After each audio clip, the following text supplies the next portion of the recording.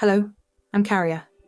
In this tutorial, I'll help you set up your Meet Caria account and install my Google Chrome extension for effortless candidate sourcing.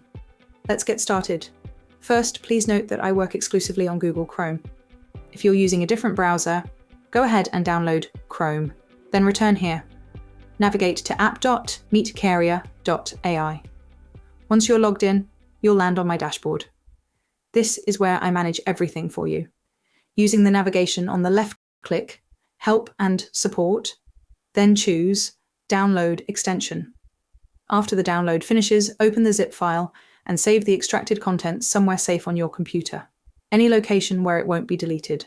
Next, click the three dots in the upper right corner of Chrome and navigate to Extensions. Manage Extensions. Again, remember, my extension only works in Google Chrome. In the upper right corner, make sure Developer Mode is enabled. Now click Load Unpacked. Navigate to the folder where you extracted the zip file and select the root folder. You'll now see Meet Caria LinkedIn Extractor appear in your list of extensions. Now in the upper right corner of your browser, click the puzzle piece icon. Pin the Meet Caria extension so I'm always within reach. Click my newly pinned icon and press Open Meet Caria.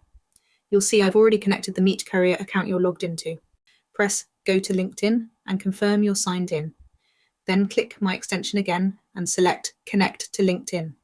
Once connected, you'll see a green check mark. That means I'm successfully linked to your LinkedIn account. Now I can source candidates, send connect notes, schedule interviews and follow up, all for you. I recommend pressing Refresh Session once a week to keep everything running smoothly. You can always verify the connection by clicking my pinned extension or by checking your LinkedIn status in Settings. And that's it. I'm connected and ready to source talent directly for you.